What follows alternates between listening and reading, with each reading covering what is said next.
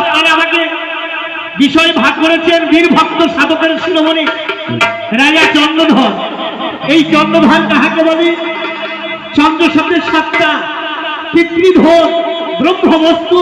এই ব্রহ্ম বস্তুকে সহস্রদল পদ্মে রেখে যে বিনিময় করতে সওদা করতে পারে তিনি হচ্ছেন চন্দ্রকান্ত সওদাগর। শুধু রাজা চন্দ্রধর নয় বাবা, আমরা সবাই বণিকের ছেলে, আমরা সবাই ব্যবসাদার। আমরা ব্যবসা করতে এসেছি কি নিয়ে? পিতৃধন নিয়ে।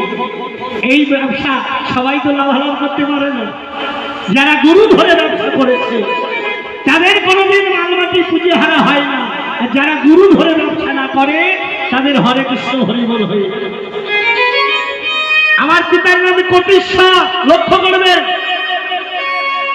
কোটি মানে কি? কয়েকটা এসে কোটি। যাদের অনেক টাকা আছে, লক্ষ লক্ষ টাকা আছে, তাদের বলা হয় কোটিশ্বর। আর কটা এসে তার সাহেব কোটিশ্বর মানে যারা কোপের ঘরে পিন মেরেছে তাদের বলা হয় কোটিশ্বর। আমার বাবা হচ্ছে কোপের ঘরে পিন মারা পিয়া। আমার মায়ের নাম অম্বিকা, বাড়ি কোথায়? চম্পাই নগর। যার আগের নাম বিধর্মনগর, তার আগের নাম অঙ্গদেশ।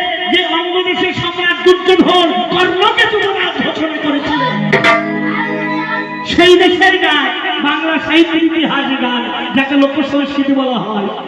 এই বাংলার গান হারিয়ে গেছে। এ গান হয় না থাইল্যান্ডে, এ গান হয় না ইংল্যান্ডে, এ গান হয় না রাশিয়ায়, এ গান হয় না রাশিয়ায়।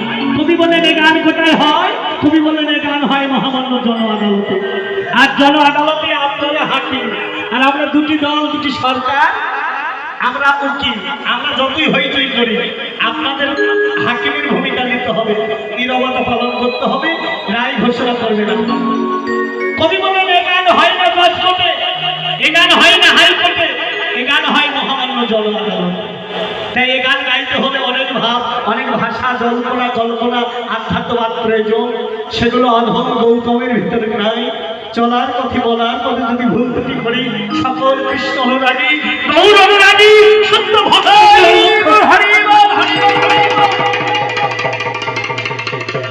সকলের ক্ষমা সুলভ দৃষ্টিতে দেখবেন।